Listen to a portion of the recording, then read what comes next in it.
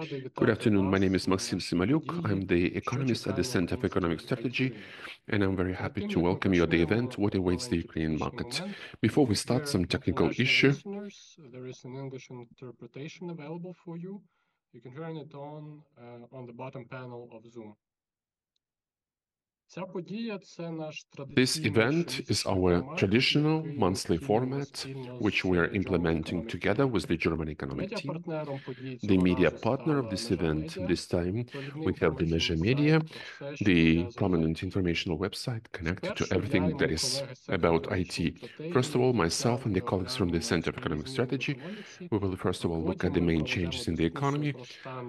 Then we will run the discussion about the condition of the IT sector, to be moderated by Taras Mishchenko, who is the chief editor-in-chief at Mezha.Media. You can leave your questions to experts in the special section of Q&A or in Zoom's chat. And let us come to the review of the economy. This time,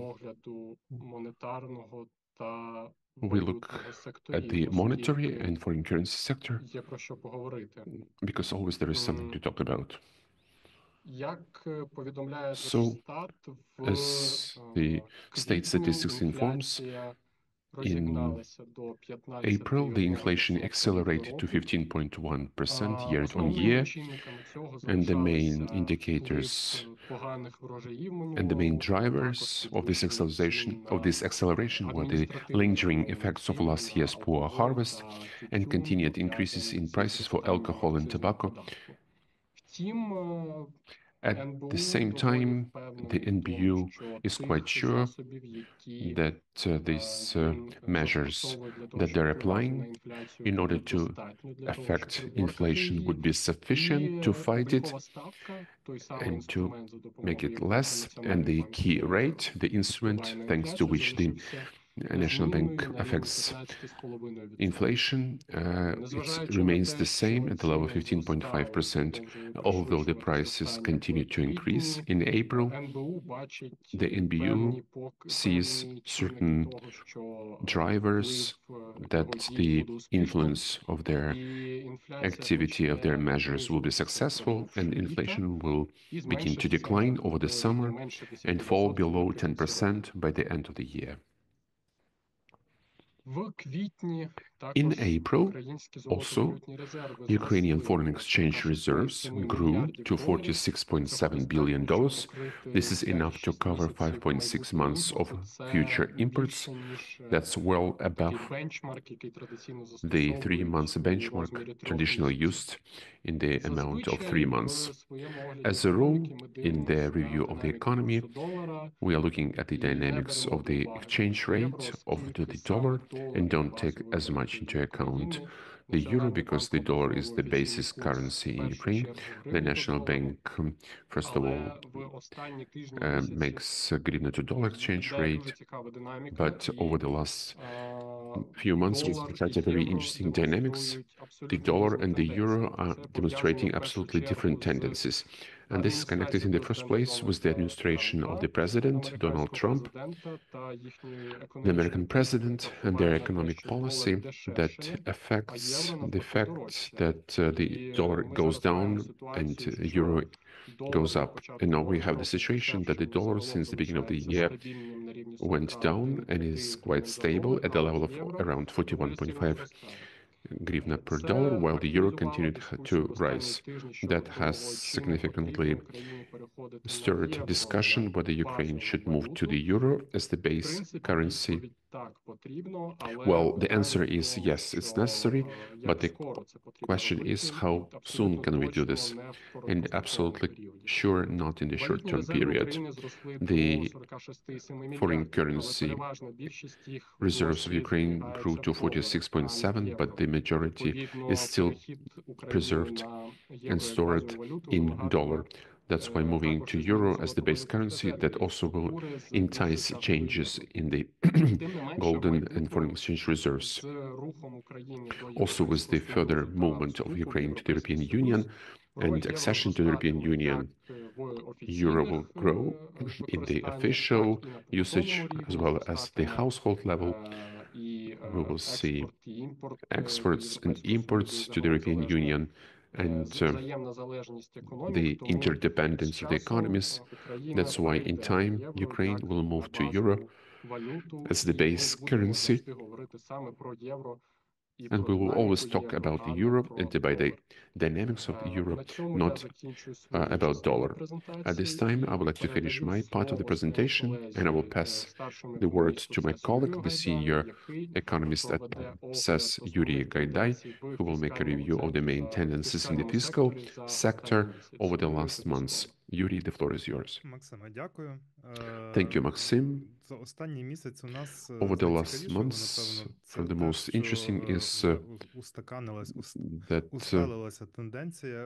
we have a very sustainable tendency when the revenues of VAT, which is one of the most important budget formation taxes, it continues to grow thanks to internally produced goods and services. They added this year, for the 4 months compared to previous year, 22%, even outperforming inflation, while the import VAT added only 7% in nominal terms, while in April it was just 3%. So we can see how these revenues from imports are declining, and that's basically a good combination with the dynamics of the taxed imports.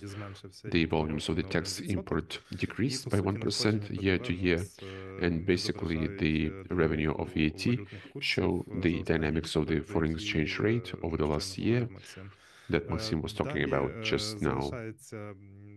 Next, we have a significant driver is the excise taxes that in April grew 40% year to year. And we also added 85% in the last 12 months to the previous 12 months. Now we, for the first time, have the situation when almost every fifth hryvnia in the state budget was collected via excises.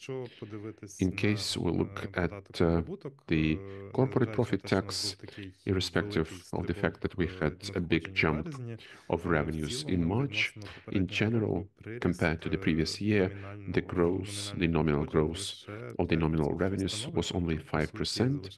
So in essence, it's more or less the same, but actually it even decreases in real terms. But again, thanks to a very strong consumption, we have growth year to year, 24% in April, which gives good confident financing for us. From the non-tax revenues was also the NBU's revenues to the budget. When it comes to expenses, it was also important what was available for us within January to March, the growth of own revenues, that is the spendings at the expense of own revenues. It was 62, was higher, 62% higher. So, I mean, this is total war spending from domestic and external sources, so quite a significant increase. And this was also encouraged by small expenditures to serve the debt, only 1 billion hryvnia compared to 33 billion hryvnia in February. At this is all from my side. Passing the floor to colleagues. Thank you, Yuri. It's a great pleasure to hear that taking into account these high expenses that we still need to finance for the defense from Russia, and taking into account not even looking at the negotiations, so our tax revenues remain stable. That's very important, and it's great to hear that we now don't have the possibility to talk about some titanic changes or some big news. It stays at a quite good level, and that's most important. Now I would like to pass the floor to the senior economist of the Center of Economic Strategy, Volodymyr Landa, to make sure that he could tell about what is happening with some separate sectors of the economy and would make a bigger accent on the IT sector, taking into account the peculiarity of our today's discussion. Volodymyr, the floor is yours. Максиме, колеги, дякую. Так і зробимо, але почнемо традиційно з енергетики. We will start traditionally with energy. So in the second part of April, we had something that we didn't have. We used to be netto exporter of the importer, but the second half of the April summary by the months, we still were the importer, but the net import grew by more than 5 times.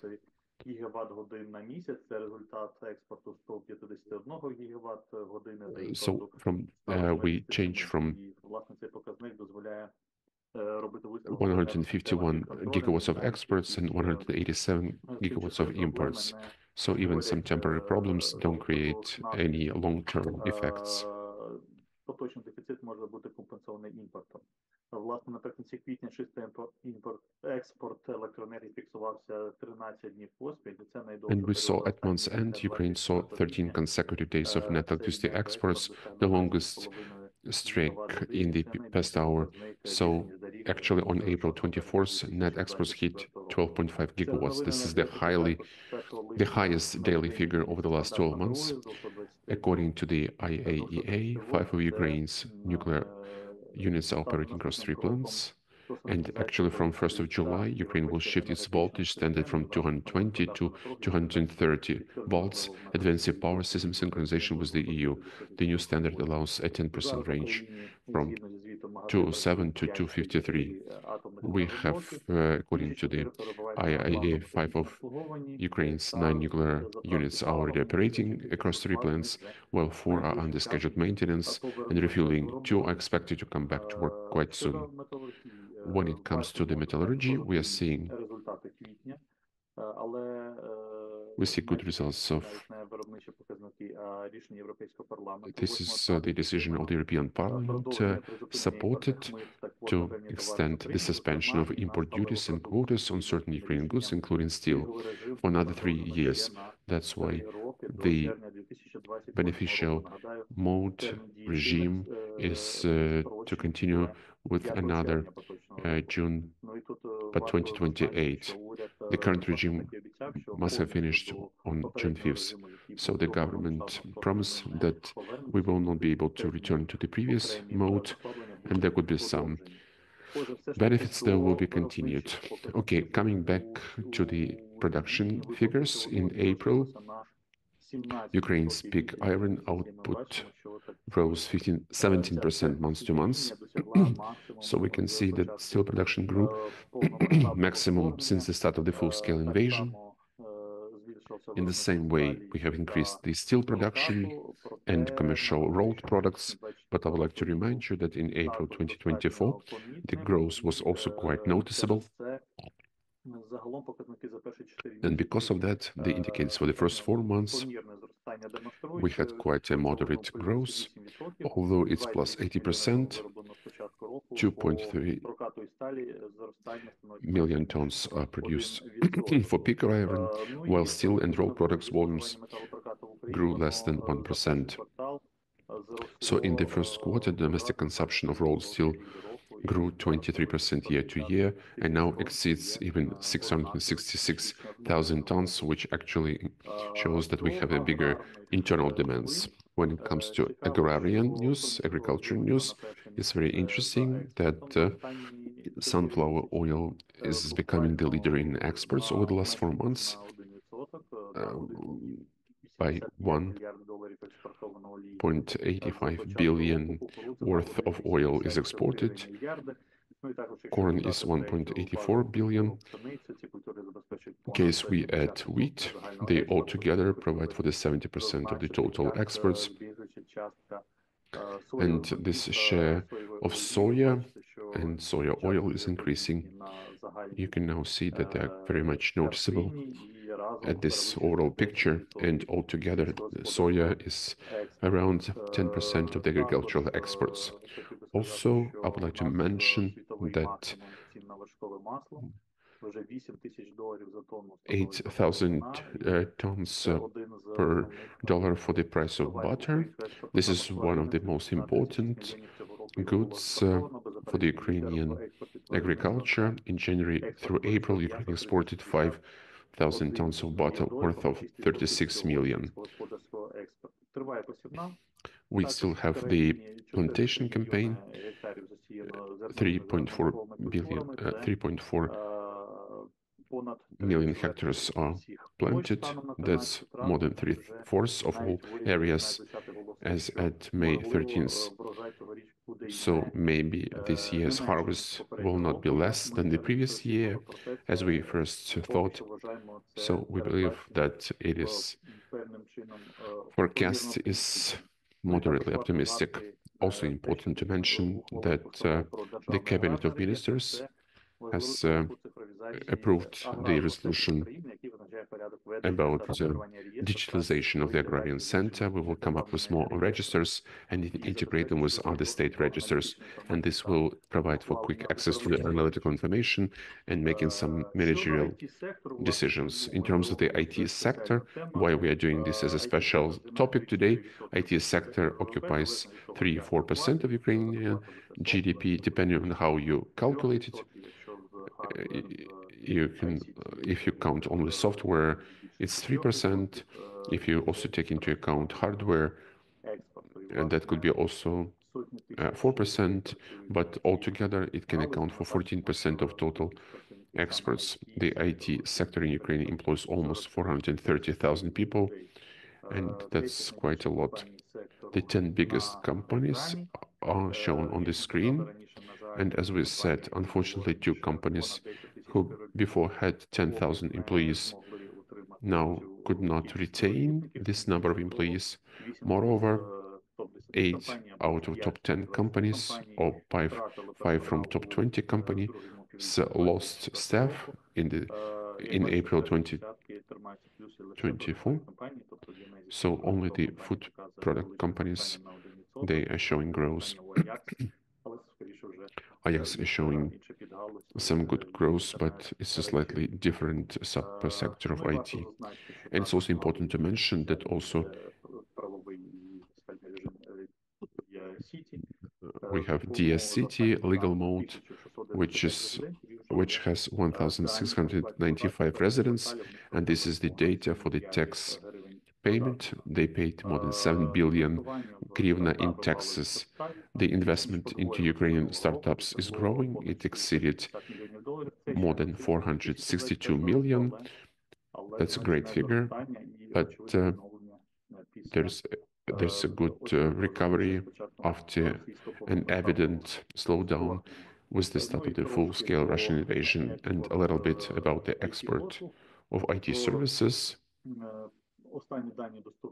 The last data available is for March, after the minimum in January. For the second time in a row, we have been growing IT service exports. They now account for 545 million. The IT's share of service exports grew to 42%, driven by a drop in overall service exports following the halt of Russian gas transit via Ukraine. And that's why it has increased the share of other industries. The key markets are quite traditional. This is the US, Malta, and UK. And also would like to mention that we talk about the exports of IT services, but possibly we should already pay attention to the imports of IT services, because it has become the biggest in 2024, and it reached $980 million. That's a 25% increase year to year, but remained a modest 4% of total services imports.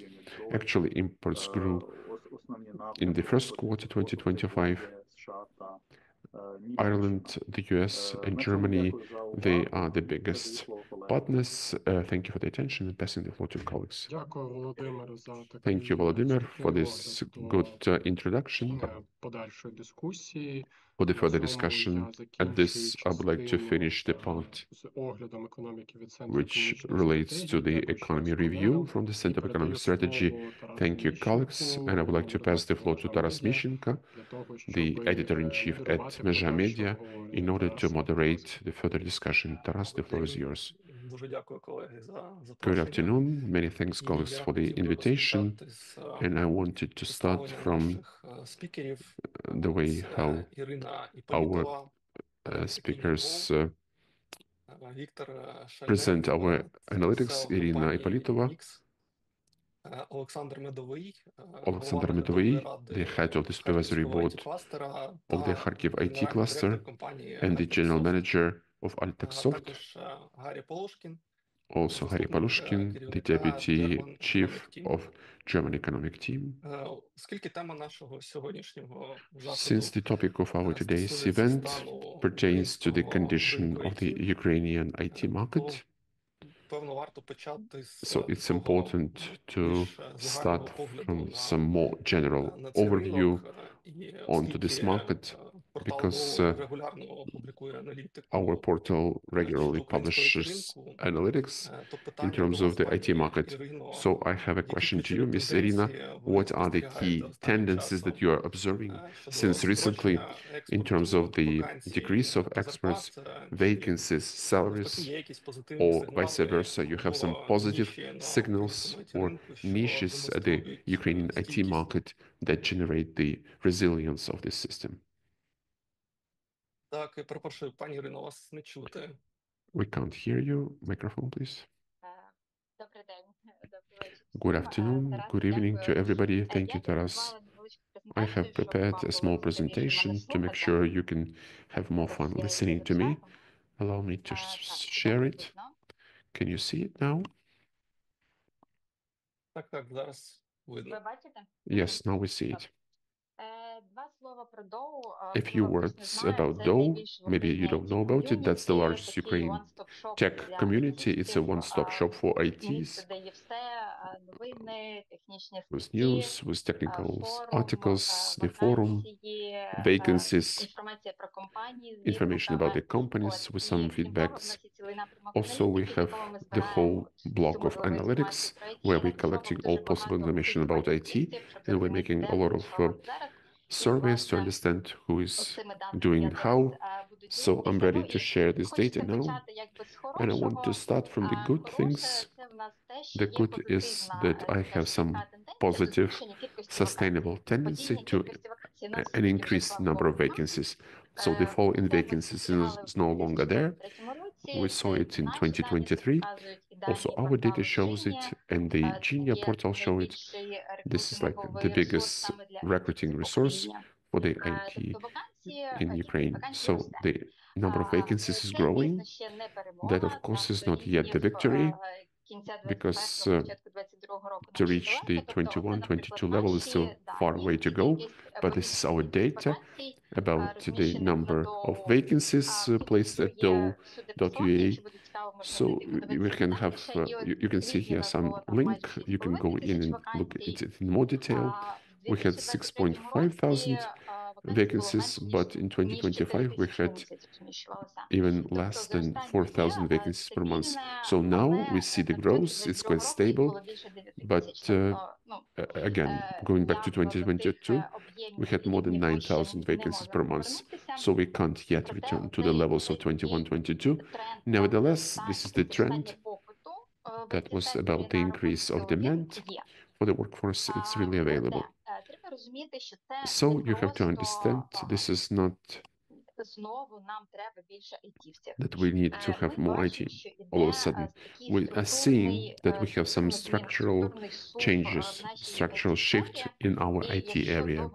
And in case before the big war, the biggest number of IT guys started in service outsourcing companies, then now the situation has changed. We now get more product companies, and it's also connected with the change of the size of the company. It's what Vladimir showed before this, top 10 biggest Ukrainian companies. Of course, we see that these are mostly outsourcer companies. In case before the war, the bigger number of people worked in this 10,000 plus companies. Now we have many more people who are working in smaller companies. And we have to understand that it is not just the mechanical substitution of one type of company to the another. So the transition from service to product companies, very often this is the change in the requirements to employees, the professionals who need to work. So there is such a notion as the product manifest. The company, what it expects from all of its employees, so they will be thinking in terms of products when they're working, I mean, the technical stuff. Also, we are seeing over the last few years the growth of demand for such professionals as marketologists in IT. In case we have some product companies, some products appear, somebody has to promote them, and the companies are searching for such specializations which were not that inherent in our Ukrainian market. So the IT market is basically changing, and that has started exactly with the start of the big war. These changes became very visible, and that of course affects the average IT guys, and it doesn't really affect positively. In the beginning of April, we conducted some big research of IT companies, not only in Ukraine, because a big share, some 15%, according to our estimations, these IT guys are abroad. These people who left because of the war, either before the start of the big war, already during this time, when we have this big war, and they basically continue to constitute our IT community. They're very well connected to Ukraine. They pay taxes in Ukraine, but we have to understand that physically people are not here. And what we see, that the tendencies are very often different for those people who are in Ukraine and for those professionals who are abroad. So basically, in the beginning of April, we had a big surveys to understand what was the work, was the search of the work, how in general the professionals are feeling, and we can compare these results, the results of 2023, when we had similar research under the similar technology and methodology. And from the point of view of the average person, the IT is more in demand. We can see that we now have more people who are searching for work. Now it's 15%. 2 years ago, it was 9%. And the indicator which I wanted to draw your attention, it's the searching for a job time. It has actually grown. Now, searching for a job for 2 months, it's quite standard. Almost in all specializations, more than half of those who are searching for the work, they're ready to allocate for that more than 2 months. And that's quite good. In the golden times of IT, where we have to compare ourselves to 2021, the search of work was like 1 week, maximum 1 month. But compared to this, it's 2 additional months. Looks like a really long time. And already in 2023, the situation was better. Even in 2023, the standard was 1-2 months. And now we are seeing that this time is growing, so people are forced to apply for bigger number of vacancies. That's the first that we talked about, that the number of vacancies is growing, but it seems like that those professionals who are on the market, they are not exactly what they used to be. So we have a bigger number of vacancies where you need to apply to get the job. So we have some new practices which never had the case before, such as test assignments, that if you want to work, very often you receive the test assignment that you need to complete before even you come to the interview. We have live coding for very professionals. They can set up some session where they can show what to show. Also, another interesting indicator is that people are already ready, not always ready, they are ready to lower their salary expectations in this IT area. Of course, they are famous for its high salaries, but now take into account quite a complicated procedure of search for a job. People are getting ready to decrease their salary expectations, and we can see that the share of the people who can find job for a higher salary is also falling. So it was not like it was like in 2023. And these indicators, very often the people who were released, this share has not grown that much. That is, in 2023, this was 16%, now 19%, so they were released during the last year. So I can't say that there was some massive firing that never were before. So more or less the same situation. What else we want to emphasize when we talk about IT is that now IT market requires quite a lot of different professionals, and for various specializations, the situation can be quite different. For instance, we have some specialization, everything which is connected with data, with analytics, data science. This is something that is developing very actively. So they're feeling much better. They also need to search for a job quite a long time, but they have higher chances to find this job, to find the job for a better salary, and they're basically searching it for a less time. There are some other specializations where the situation is much worse, like marketologists. Although there is a big demand, they still search for a job quite long. And marketologists, they often come with other areas and they don't have enough skills, so it's quite difficult for companies to find such people. So when we talk about IT, we should understand that IT is like a really different people, really different, and at an individual level, this search for work and the situation with the work could really be different. In case we talk about the salaries, it's also very interesting because we don't have any significant downfall in salaries. Of course, there are some small tendencies aimed at lowering the salaries, and not since the big start of the big war. Still, there was some inertia. They still kept growing until 2023, but already from 2023 we see some small fall, and that's where I showed several examples in various specializations. We can see that there is some small adjustment, but I can't say that this is some significant fall. Once again, take into account the number of vacancies that is growing, and our colleagues at the neighboring portal, they were asking, so in some specializations, they already see the growth of the salary expectations. When people are filling out their profile, they mention which salary that they want to see, and in case they saw the fall before, now some specializations, some people already to start to expect more salaries. To say what will be next, I mean, I wouldn't expect any significant decrease of the salaries. Maybe in some specializations we would see even the growth. And another aspect which I wanted to emphasize, it pertains to this structural change and the search of people, but from the point of view of companies.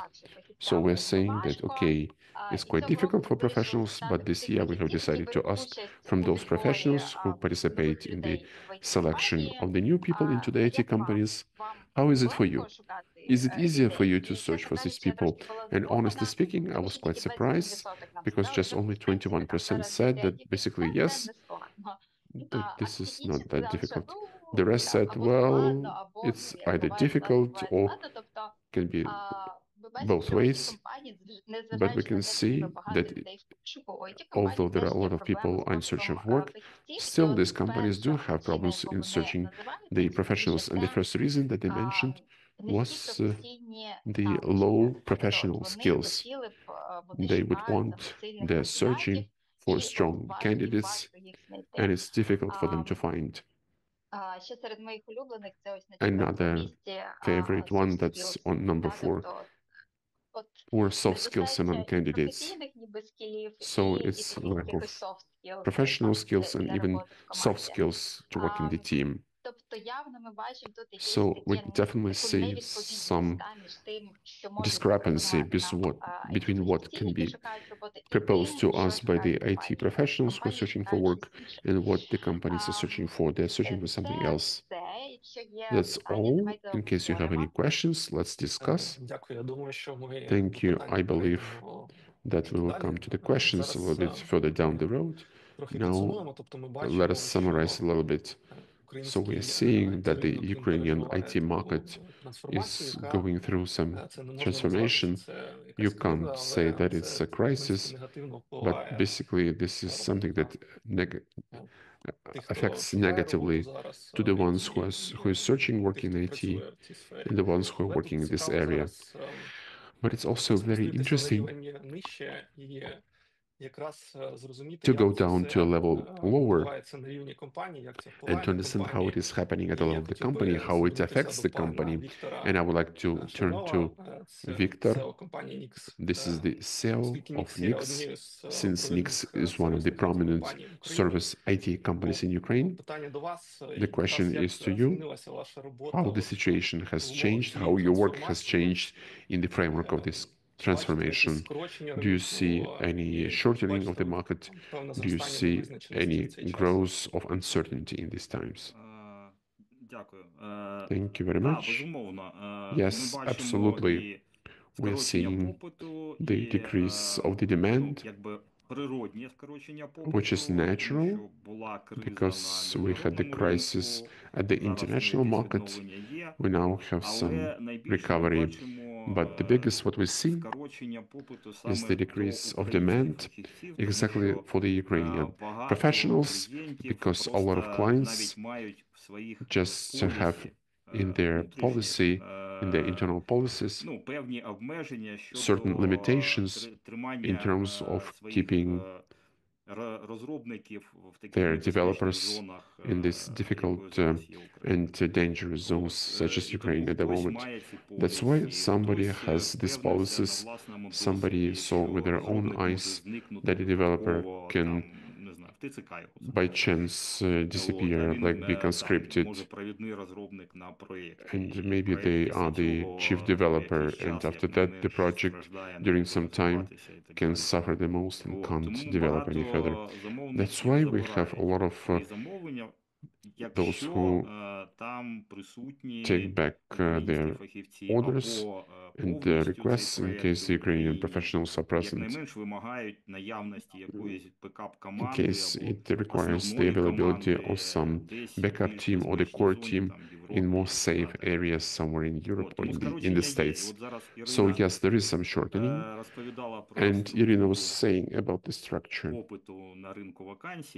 of the demand on the vacancies market, and I have seen really well. I mean, I can explain why this is the case. In Ukraine, we were forced to move from our usual model when we were hiring hundreds of students and we could afford to retain them until they were studying. This was our main model. Now we can't afford that. We are working only from the wheels, as we speak.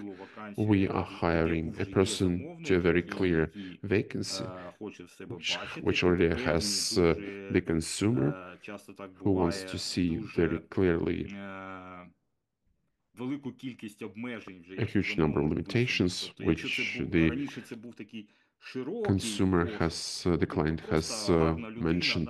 If this was before some wide search, good person that we can teach, now it's a quite a narrow, specialized, scrupulous selection. Apart from that, we are also adding on top of that is what we want to see people. We wish to see people who are somehow safeguarded from conscription. They should be either below 25 or they have already some certain reasons not to be conscripted to the army. Either they have lots of children or they're handicapped and that narrows it down. Because the vacancy is there on the market, everybody sees it, but not everybody can apply according to this vacancy. And we have the same problem as in the majority of the companies in terms of difficulty to hire those people who we need, because a lot, in my vision, the market structure changed in such a way that the vacancies were more, but to middles and seniors. The rest, this layer of juniors that was prepared, the universities were teaching them, it has stayed, and it's difficult for them to develop because they have now the remote work, they don't have time for studying, they don't have the resources in general. So in case we could open up as learning center and have 100 people graduating prepared every 3 months. Now we don't have that, and we can't take in juniors, and they're trying to find work, and they continue to apply, and apply. So in this whole range of resume, you should find these small golden pieces, and that makes it quite challenging. So that's my vision. Thank you. Clear? This is exactly. It's an important question because at the IT markets we can't ignore the factor of the big war, and unfortunately the security situation in different regions of Ukraine, it is quite different. And every day we're seeing in the news the shellings of the Kharkiv Oblast, Kharkiv city. So we really want to ask from Mr. Oleksandr Medovyi, the head of the Supervisory Board of the Kharkiv IT cluster and the general manager of AltexSoft, how do you evaluate the current condition of the IT business in the region, and maybe which efforts are being applied for its support and recovery? Thank you for your question, Taras. Welcome to all the colleagues. Yes. Look, I believe that this question is not only about Kharkiv. I was trying to say very quickly about Kharkiv, but I quite very much was triggered by certain things that Iryna said, because according to my main major, I'm a mathematician, and of course the data is the same, but how we interpret the data, this could be quite different. So it's really good that we are also colleagues with Viktor in cluster.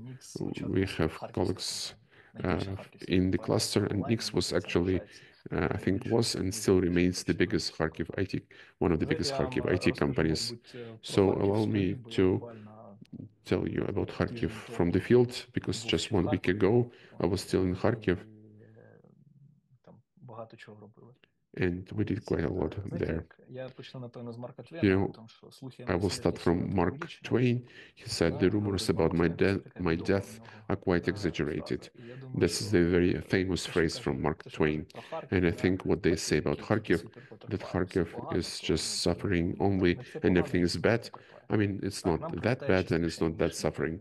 Yes, we get more shelling that probably, apart from Zaporizhia, probably another big city doesn't have it as much as we. But nowadays, Kharkiv is 1.2 million, 1.25 even, out of which 250 it's internally displaced people.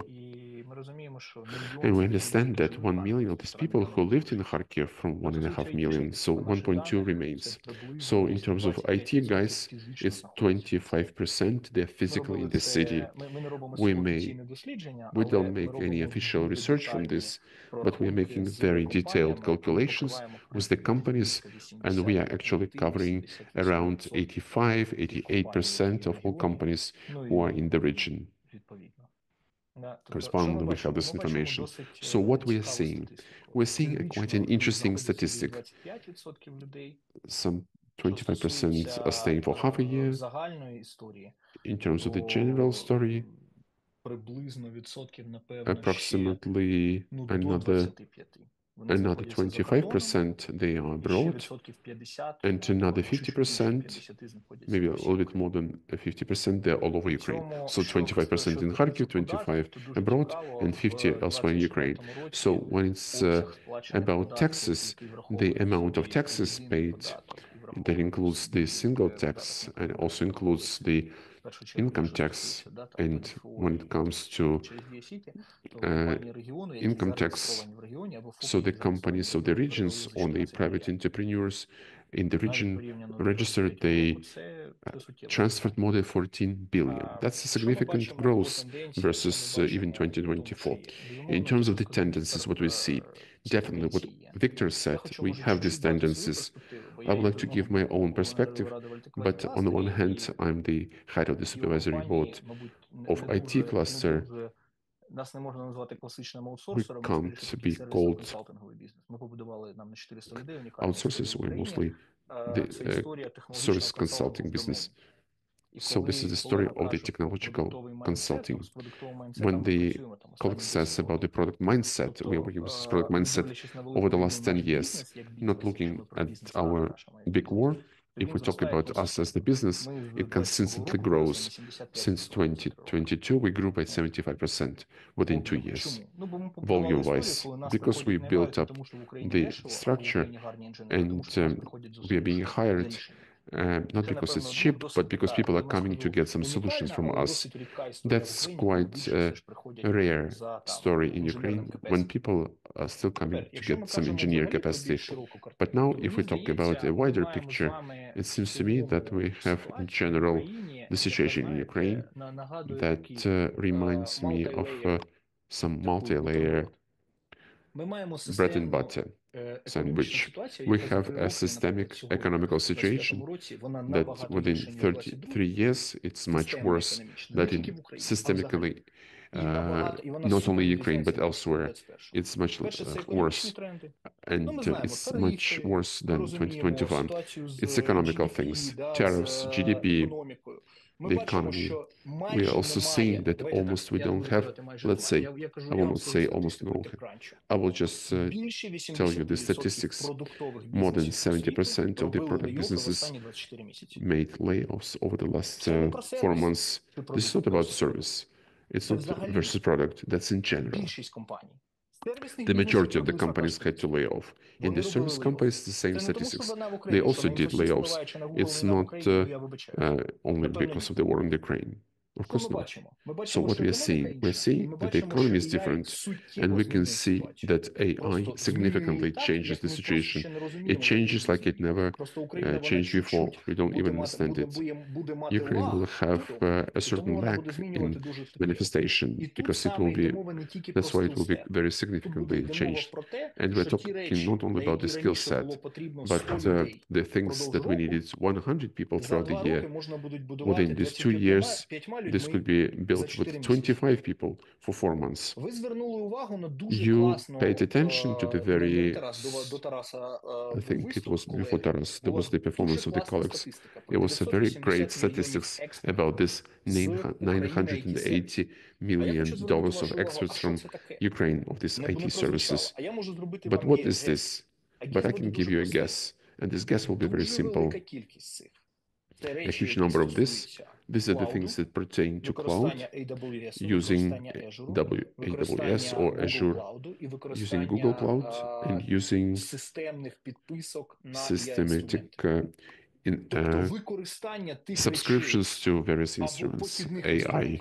So using those things that are changing significantly the usual process, they, over the last 1.5 years, not only Ukraine, but elsewhere in the world, they have changed, and they continue to change every quarter. So basically what will be, the issue will be that the volume of work will increase, maybe by 10, 15, 5% per year, but the volume, the effectiveness per person should increase number of times. And we will have this tendency when one graph will be like this and one is like this. And at some point in time, it will change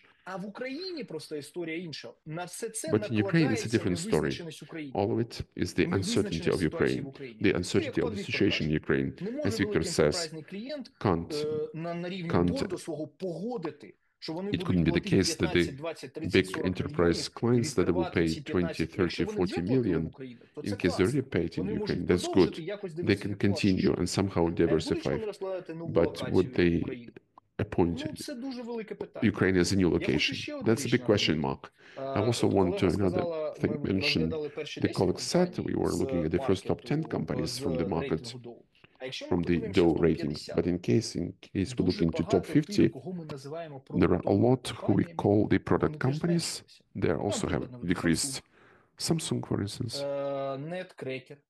Netcracker. I have to search for more, but this is off my mind. If I knew, I would check it.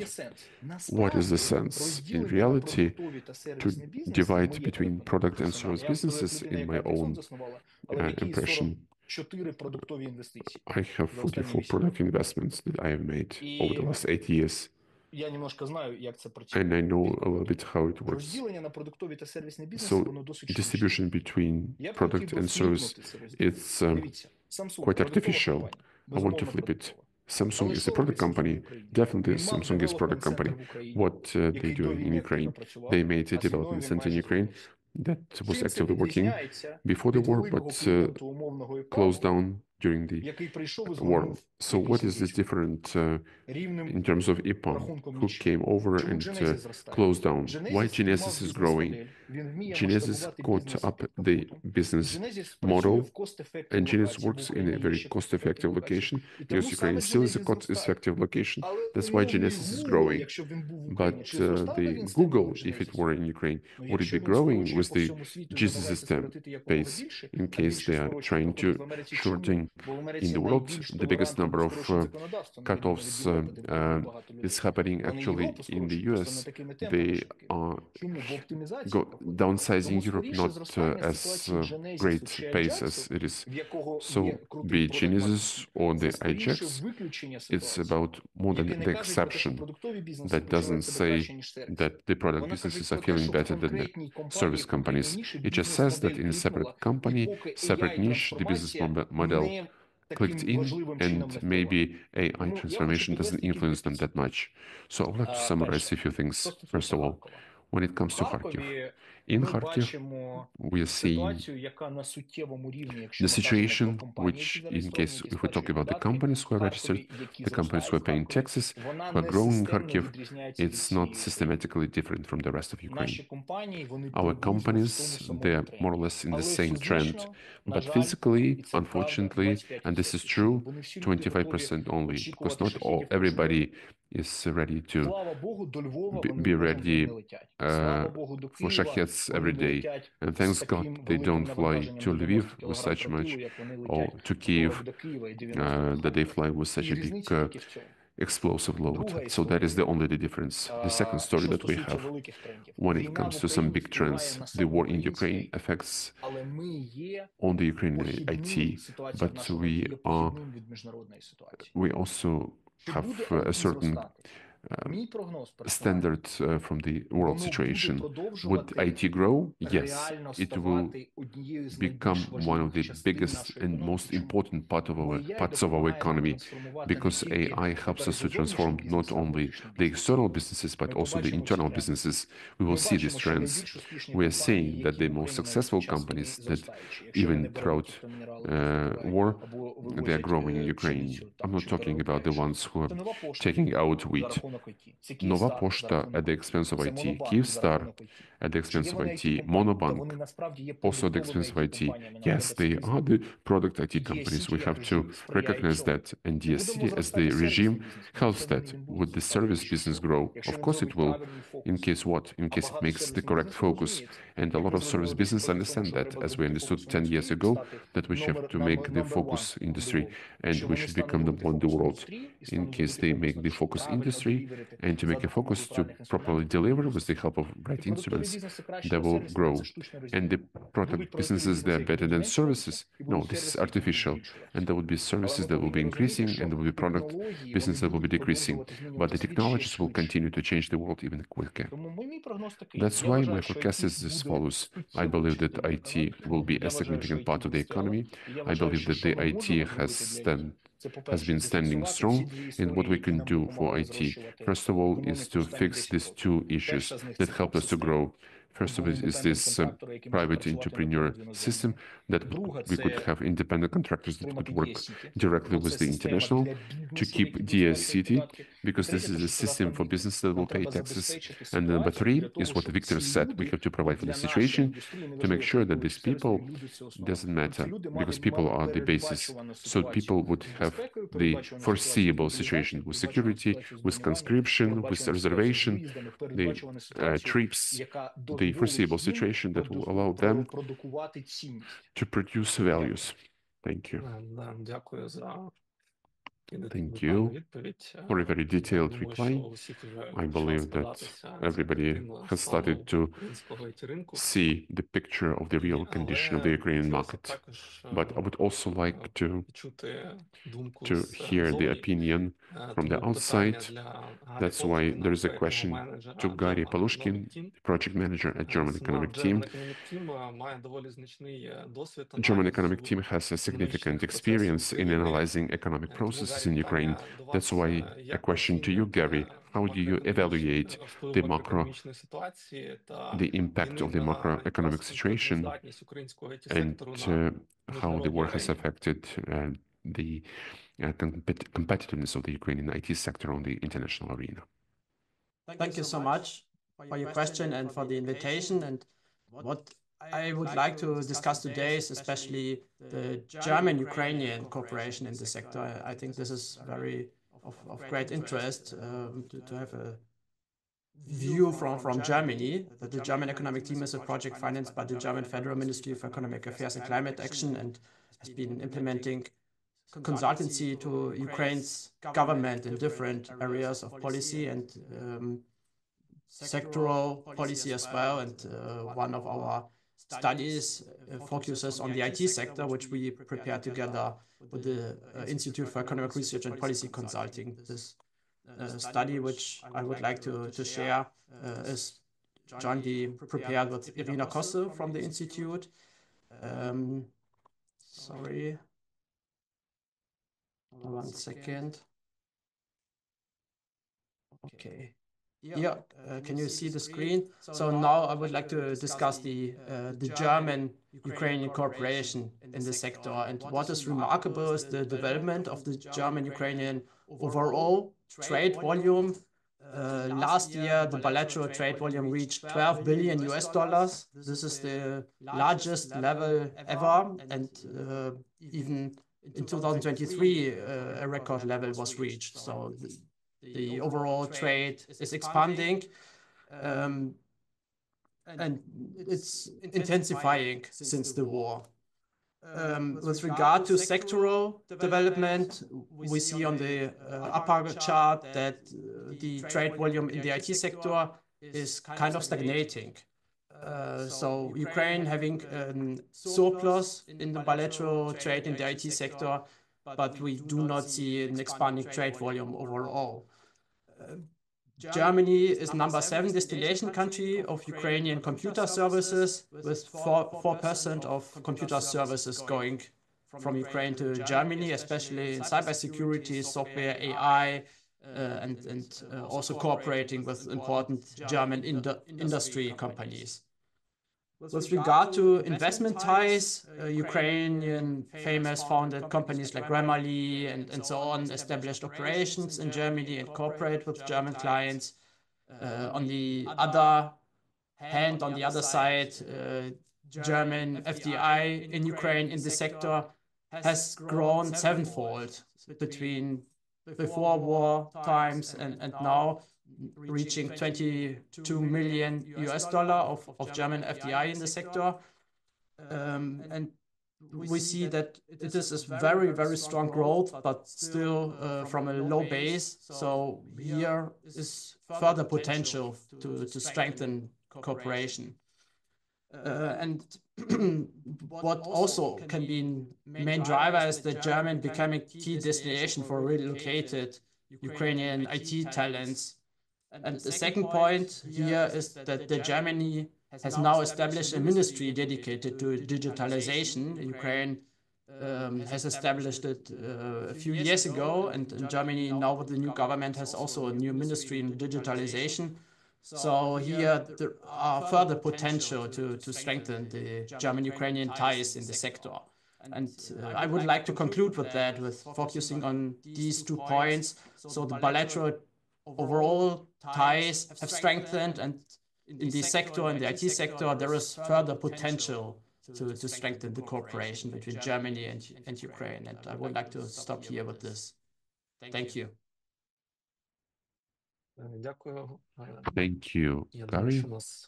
I believe that we still have some time to ask one more question to each of the colleagues. I would like to go back to Ms. Iryna. Iryna, your research covers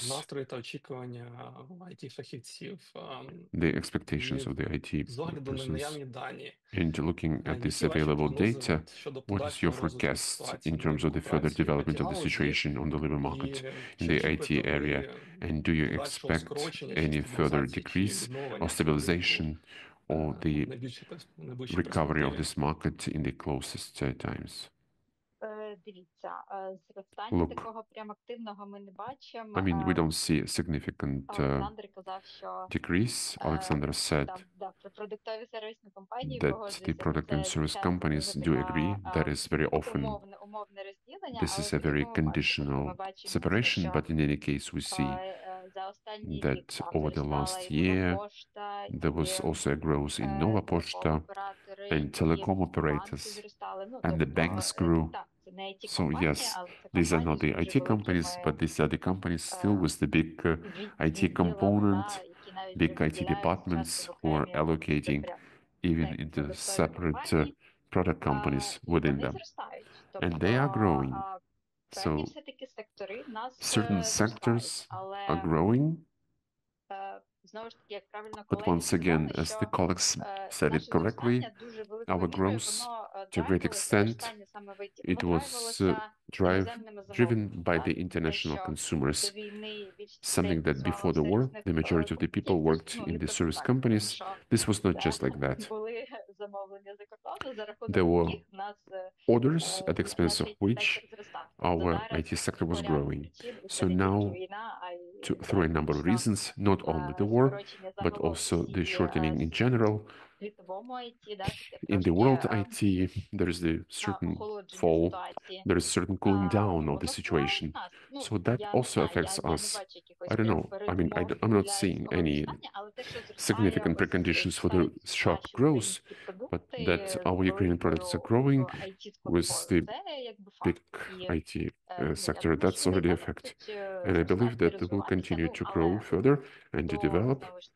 But once again, to pre-war levels, well, it's difficult. It's going to be difficult at the expense of this to get to. So you're not seeing any preconditions for the time being. So we can see in your analysis, in your data, in your research that the market of labor market is gradually recovering, but this is not to the levels that we had in February 2022.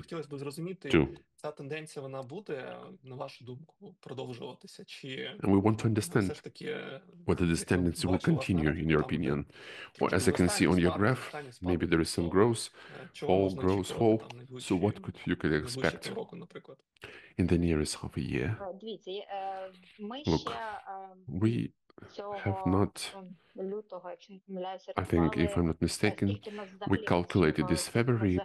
We try to evaluate how many people we have in the IT sectors, because the statistics is here, but it's quite not very exact, taking into account not always we can always understand which exact person is working in IT, which not in IT, just looking at the codes of COET that are showed by the state statistics. So we made our own estimation, and based on our estimation, actually doesn't change since 2022-23. So in 2022, it was still growing, but since then, it was being very stable.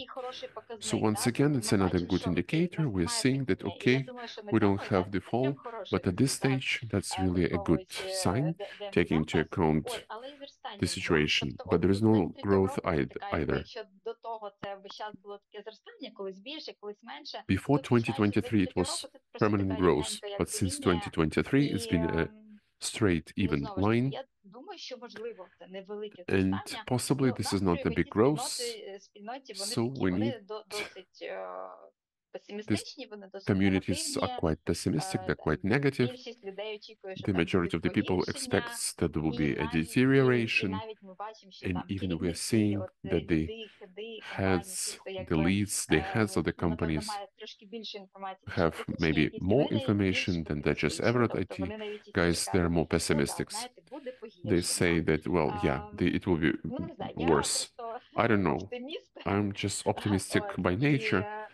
And I don't want to say that there will be deterioration, but of course to say maybe some growth will be, really want to have it also as a precondition at the expense of our product companies, but some significant improvement I'm not seeing, unfortunately, for the time being.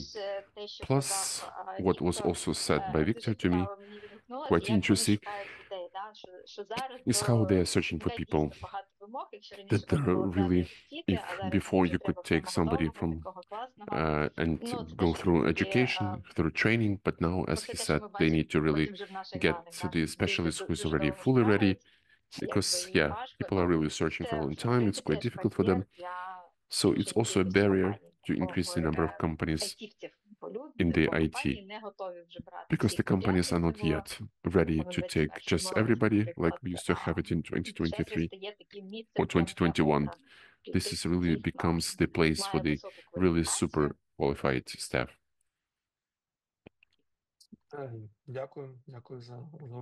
Thank you for this so good reply, Viktor. I would also like to hear your opinion. You have explained it in very much detail about the situation that we have nowadays in the company.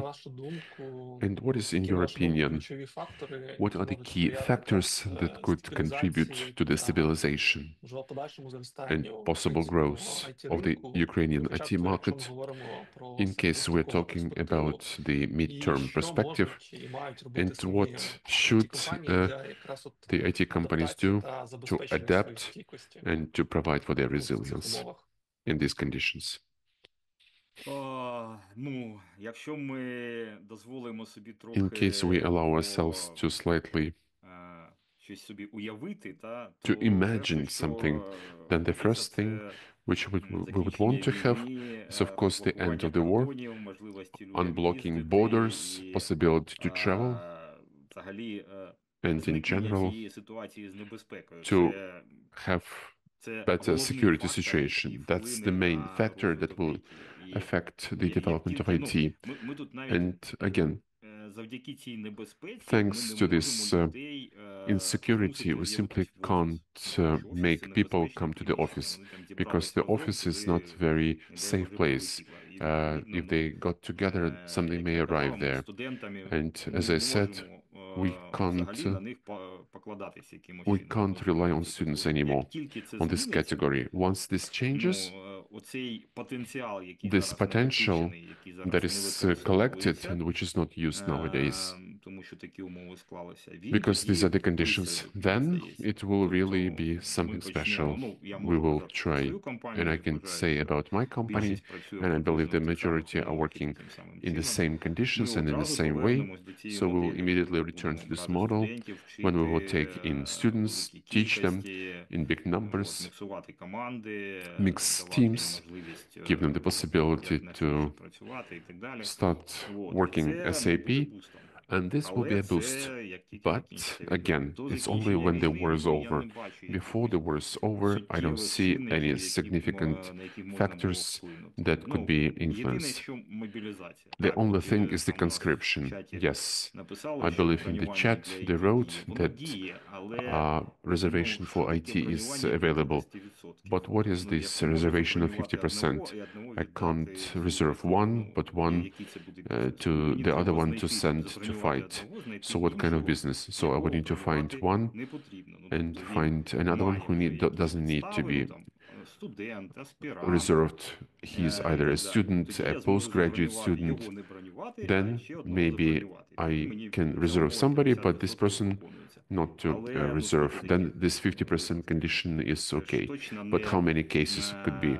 This is not 100%. This is not the scale of the industry. These are maybe a few people or dozens of people, but this is not hundreds or thousands. Yeah, it's here, but works really small.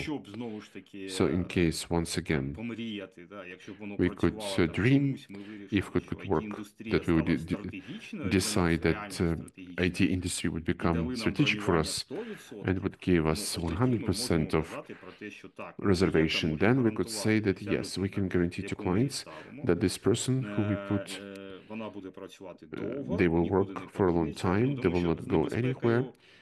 But with this insecurity of the war, some arrivals, okay, we somehow learned how to work with, so we will sort it out. But in terms of the insecurity of or the threat of conscription, this is the biggest factor that affects the evaluation of the unsafety of doing business, because we have to rely on people. The people are our main resource that we need to use, and they are actually is not becoming very reliable. And the intellectual properties that are created within this project, they one way or the other, they still remain in the main persons. You can't put that on paper and transfer it somewhere. That's why, in case we solve this problem, then the boost can be even together, even under the conditions of the war. And what else can I dream of in terms of growing the product companies and in general the possibilities, also at the expense of what we have, the growth from my experience. We don't have projects ourselves. We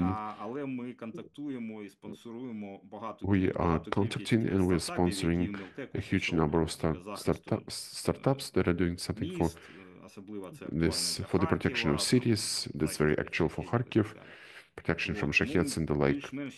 That's why more or less I see this, exactly this part of our area, of our sector that has joined recently, and the expense of which we have this increase of the product companies that we are seeing.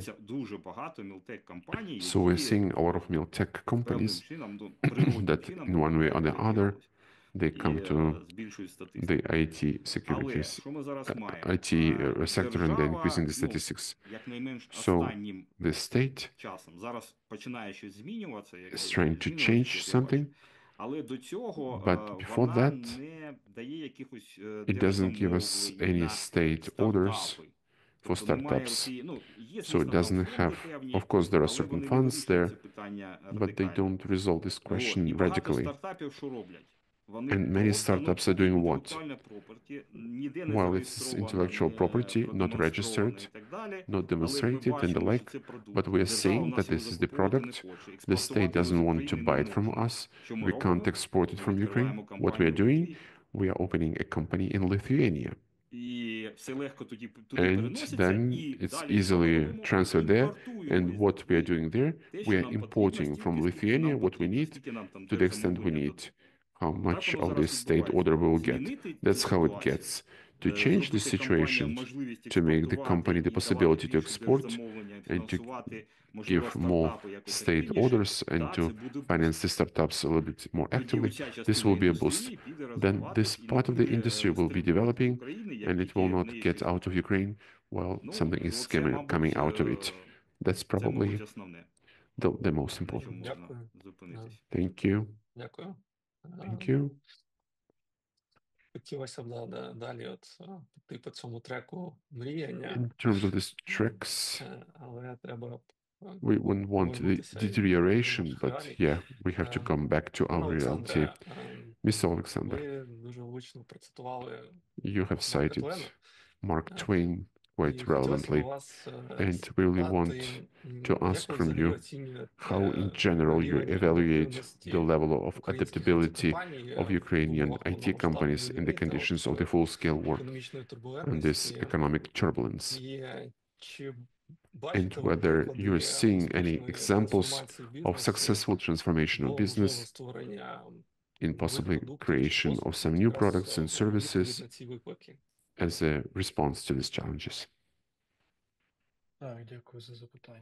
Thank you for your question. I believe that in reality, resilience is about Ukraine. It's about Ukrainian IT as well, without any doubt. In case we talk about resilience and creativity, I believe that looking at the data that Ms. Iryna has shared with us, we can make a very simple conclusion. Imagine people are waking up, they need to do some work, they need to make deployments, they should launch something new, but around them, physical insecurity, the shells are arriving, the enemies are advancing. We have thousands of examples. I mean, we have thousands when people were, thousands of examples when people were evacuated and made deployments to their clients. It's when the new version you're uploading and we start to work. So it seems to me that the Ukrainian IT is really an immense example of resilience, endurance. I mean, 5-6 companies did close down, I think, roughly, but we see that the overwhelming majority has survived. So I believe that IT, like basically the most of the Ukrainian business, this is the unrealistic example of the resilience and bravery. And when it comes to adaptivity and innovations, I believe there are several clusters around whom this adaptivity and innovativeness is concentrated. First of all, is what Viktor said. We are seeing unreal development of miltech, and this is connection with people who can do something with their own hands. They see the urgent need. We have some companies, we have our own spin-off, and we have one production that is super significantly helps our country and our armed forces. Whenever connected physically to our company, we made a spin-off from that, and we know that at least in Kharkiv, I will not say the exact number, but it's less than 100 of various businesses who are concentrated on this. So miltech is probably one of the biggest manifestations. I can say even more that this could be the miltech at the level of hardware, this could be the miltech at the level of software, this could be also at the level of analytics or some different things. There are different things. These physical productions that I'm talking about, these are purely technical productions. We know that there are quite a lot of them all over Ukraine. And the second example of adaptivity, if we don't take miltech, then of course it's all that is connected with AI and transformation of business models. And I believe that we will expect a very significant transformation of the business model in the upcoming 3-4 years. From the classical, traditional development, we will come into some hybrid mode. And this is the future. And what specifically these product companies are doing now, we're seeing that I think it was 462 million, but this is the figure. This is the figure together with exits if we don't take full exits, that the overwhelming majority of the new investments, some 70%, it was connected with different variations of the AI-based investments and things.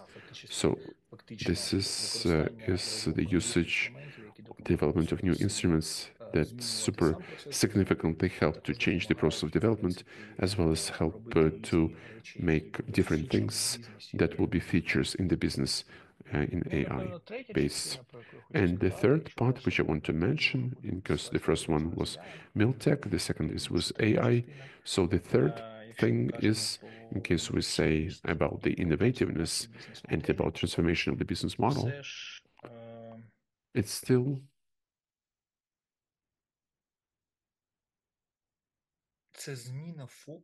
this is the change in focus of where we are selling. We have quite stable statistics. For instance, the US is one of the biggest clients, the ones who are paying for our services and our products. And then there are like 4 other countries, I think Malta, UK, and Cyprus. But in reality, we have to define for ourselves that the biggest share of where from we are getting paid from the territories that we get paid from. These are controlled companies. And who are the real consumers? We can see a huge shift from the consumers that were in Europe and America to a shift connected with the Middle East, to a shift to Asia, Oceania. Why this is happening? Because innovations, once we have the decrease of the cost of the process, then innovations become more accessible where they were not accessible before. So I connect this big shift and big endurance of the Ukrainian business exactly with the possibility to be able to focus on other markets. And that's a huge issue. That's number one. And number two, we'll definitely see with you the growth of Europe connected also with the fact with some further parts of Miltech. But we can see a huge number of investments, 800 billion of packages, and part will be going to the service products.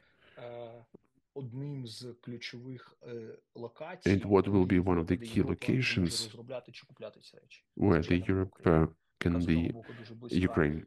And Ukraine is a very close and a good polygon, but also from the point of view of the competences, we one of the key in Europe. Thank you so much. Continuing this narrative about the prospects and the possibilities, Mr. Garry, the question is to you. How do you see the role of the international cooperation and support? You were showing some information about Germany, from Germany and from the European Union in recovery and the further development of the Ukrainian IT market, both now and after the full-scale war is over. Yes, thank you very much for this question. What we see in the analysis, and also Iryna presented that the IT sector plays an important role for Ukraine's overall economy, with its GDP share, with exports, accounting 40% of overall Ukraine's exports are in the IT sector, coming from the IT sector. Productivity is twice as high as in the overall economy. Employment is strong, and also its cooperation with important areas of current Ukraine's economy, with the defense sector, with recovery topics, for example, the DREAM platform, where the IT sector cooperated with the task to moderate, to observe all the recovery needs of Ukraine. Cooperation with education facility, for example, 5% of tertiary graduates were in the ICT sector in 2018. Now it's 9%. And I think all these areas can also be supported by international cooperation. education, on public services, and so on. And also FDI is increasing in the sector. So I think there's a lot of room for improvement in international cooperation in this sector, and it's also a driver for the cooperation of overall to achieve Ukraine's resilience and to support Ukraine's resilience during the war. Дякую. Thank У you. нас є ще трошки часу. We have just some more minutes left. Є якісь питання Maybe до the audience would спікерів. have some questions to Є, speakers. то In case you have some, напишіть. please do write them in chat, Ми їх озвучимо і and we can що ви say them отримаєте out свої loud, and you may get your answers.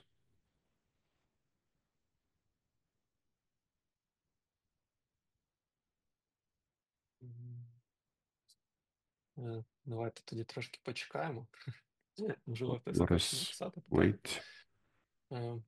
Але якщо ні, то But again, if there are no further дуже дякую questions, всім many за thanks участь. to everybody for the Це participation. дуже цікава дискусія. It's been a very interesting Ми discussion. бачимо, що We are seeing that IT-ринок the України IT market of точно не в Ukraine кризі.